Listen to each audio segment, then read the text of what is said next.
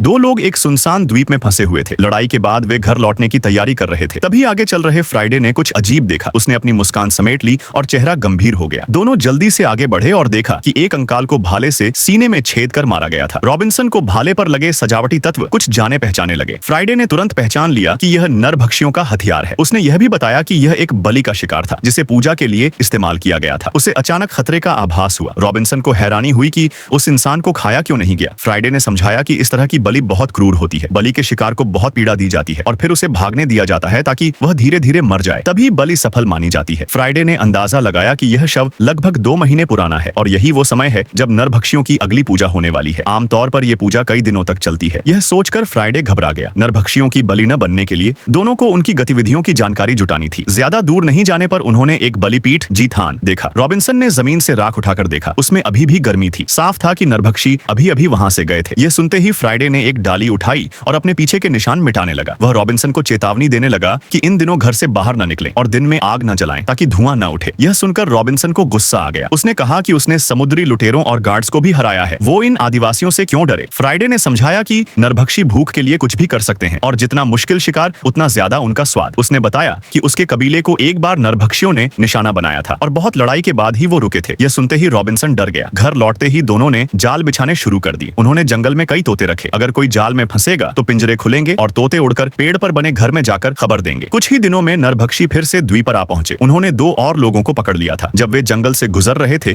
तो जाल में फंसे और तोते उड़ गए। उधर रॉबिन्सन और फ्राइडे बेखबर नदी में मछली पकड़ रहे थे। रॉबिन्सन ने ऊपर देखा तो देखा कि तोते उड़ रहे हैं। दोनों भागकर घर लौटे और पाया कि उनके अपने तोते वापस आ गए थे। फ्राइडे ने सुझाव दिया कि द्वीप के दूसरी तरफ जाकर छुप जाना चाहिए, लेकिन रॉबिन्सन सहमत नहीं था। वह पहले नरभक्षियों की नावें नष्ट करना चाहता था ताकि उनका भागने का रास्ता बंद हो जाए। उसका मानना था कि पूरा द्वीप उनकी जालों से भरा है। वे धीरे धीरे नरभक्षियों को फंसा लेंगे और कुछ को पकड़कर नौकर बना लेंगे। फ्राइडे को रॉबिन्सन की योजना समझदार लगी और दोनों हथियार लेकर निकल पड़े। समुद्र तट पर उन्हें नरभक्षियों की नावें मिल गईं और सबसे बड़ी बात, वहां कोई पहरा नहीं था। जैसे ही वे नाव को हटाने लगे, अचानक पीछे से कुछ लोग कूद पड़े। रॉबिन्सन को लगभग गला घोंटकर मार दिया जाता, लेकिन उसने दूसरे को मार गिराया और फिर बंदूक से गोली चला दी। सच्चाई ये थी कि जब जरूरत पड़े तो असली ताकत तो हथियारों में होती है। फ्राइडे ने नाव में रखे बेड़ियां, चेन्स देखी और समझ गया कि नरभक्षी फिर से किसी को पकड़ लाए हैं। उसे अपना बीता हुआ वक्त याद आ गया जब उसे बलि के लिए पकड़ा गया था। उसने कहा कि वह उन बंदियों को बचाना चाहता है, लेकिन रॉबिन्सन को यह विचार ठीक नहीं लगा क्योंकि अभी खतरा बहुत बड़ा था। फिर जब उसने जमीन पर पड़ी एक हार देखी तो उसका विचार बदल गया, क्योंकि यह चीज किसी आदिवासी की नहीं हो सकती थी।